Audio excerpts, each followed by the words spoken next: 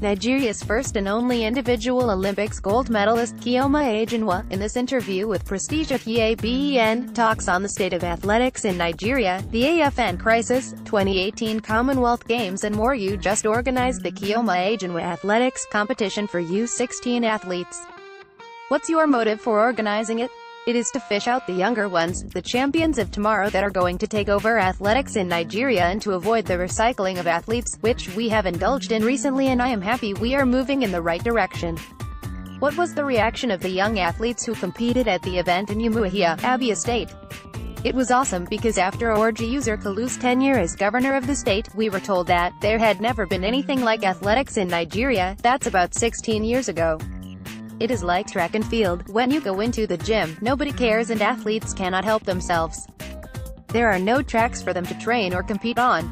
The governor of the state, Abia, seeing that the youth can be empowered through sports, that it can take them out of the streets, gathered the youth and made sure that they are involved in athletics, which they combine with education in order to make them useful to their families, the state in Nigeria.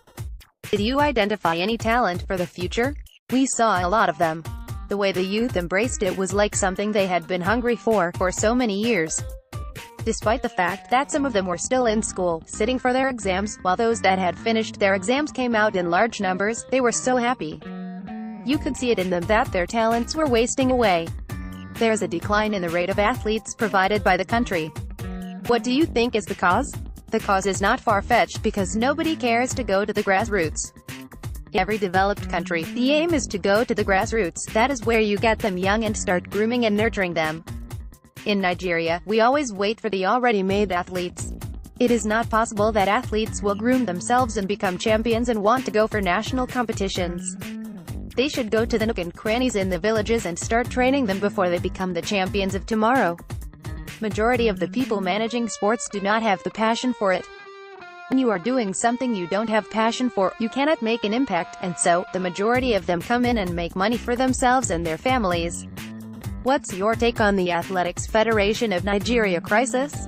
Do you think the right people are in charge of the federation?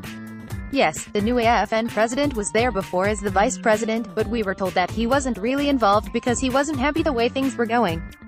But I believe that now that he has become the president, there's going to be a great difference. I will also like to advise him to mind the kind of people he is going to bring to work with him so that they will not jeopardize his efforts and goodwill. Nigeria's bobsled and skeleton team to the 2018 Winter Olympics received a lot of support from the corporate world. Why has the AFN not been able to get the right sponsorship for their athletes? When the right people are there, the right things will begin to happen. When Solomon Ogba was there as AFN president, he tried.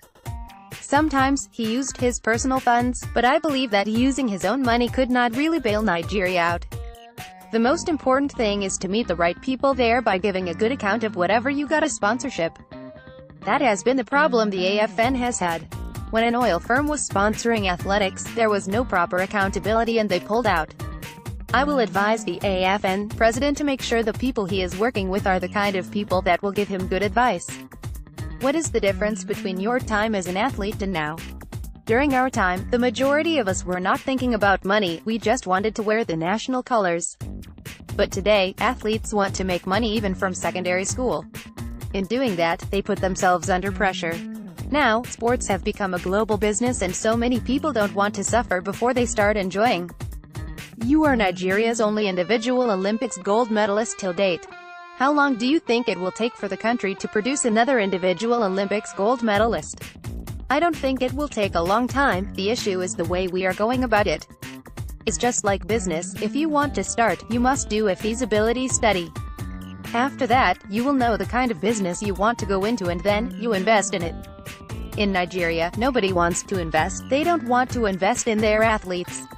They don't want to motivate them.